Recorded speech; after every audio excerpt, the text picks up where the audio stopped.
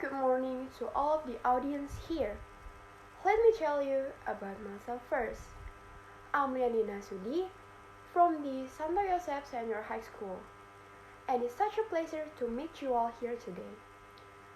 Today I'm gonna talk as the government side for the motion this house would abolish primary and middle school years that group children based on age, and instead group them by competency and also intelligence. So for the first point I'm going to talk about is what is ability grouping in school?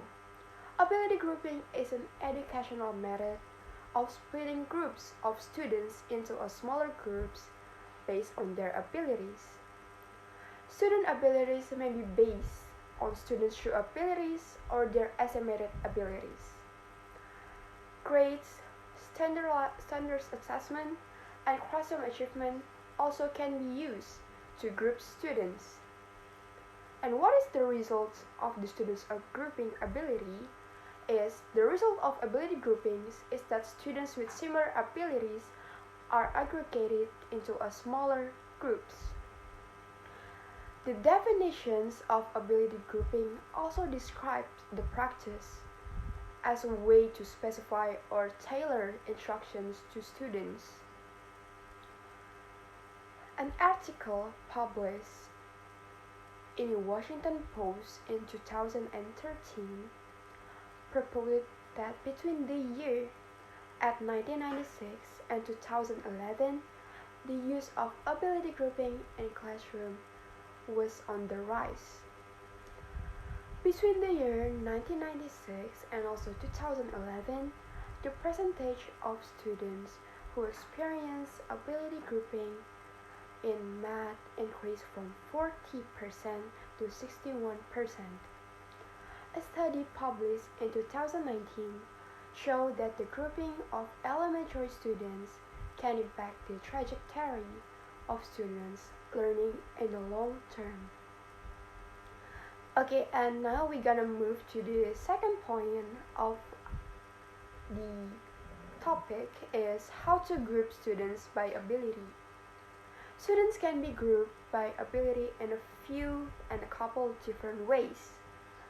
Between class grouping is a type of ability grouping that occurs when the students are separated into different classes, and that based on their abilities, of course. Each classroom has students that display comparative ability.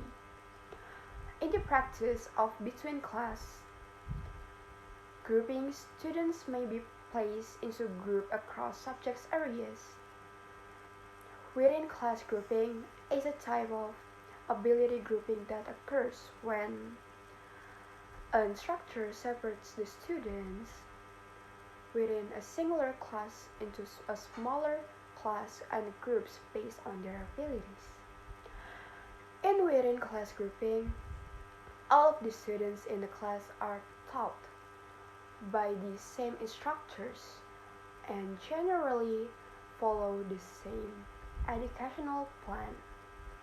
Additionally, students may be placed in different ability groups for the subject areas, and for the example I'm gonna take a student may be placed in one within class ability group for the reading and another within class ability group for math.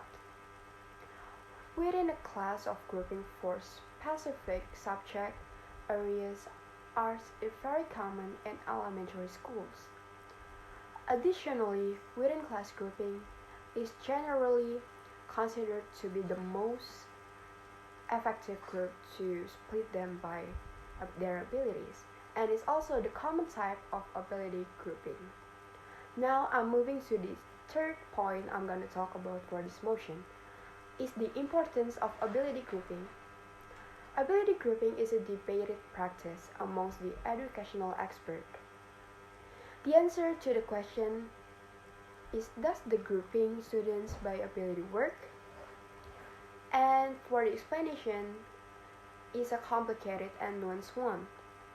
Supporters of ability grouping point to the advantage of teaching students at the level that match with their abilities. There is also the understood advantage that teachers can better direct instruction. There is also some research that points to improve achievement in the elementary students that group by ability for the reading and also math in general.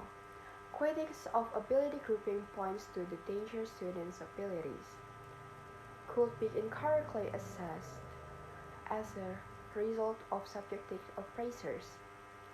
Additionally, student placement into ability groups can also impact students' self-esteem and also can create a self-confidence gap between students of higher and also for the lower abilities.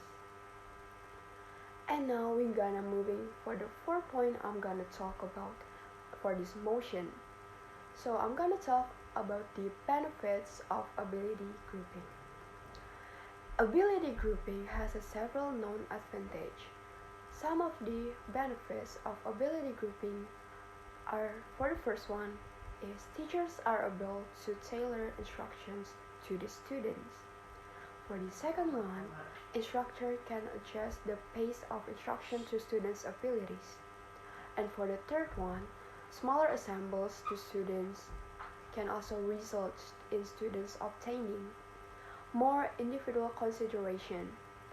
For the 4 point, for the benefits is students may be more willing to participate in a lesson when other students are at the similar level to them. And for the fifth reason is grouping may heighten students' motivation for students, including gifted students. And we're moving to the sixth reason is the gifted student may experience great achievement when they are instructed alongside other gifted students, and it could also boost their self-esteem and self-confidence. And for the seventh reason is reading and math within class grouping may improve their academic achievement in those areas. Okay, and that's all I can say about the topic that about of the grouping students by their abilities and also intelligence. And that's all I can say for the topic.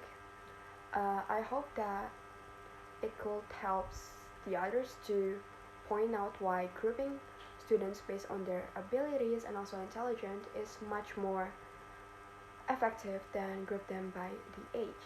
And that's all I can say for today. So thank you for listening and see you in the next video. Bye bye.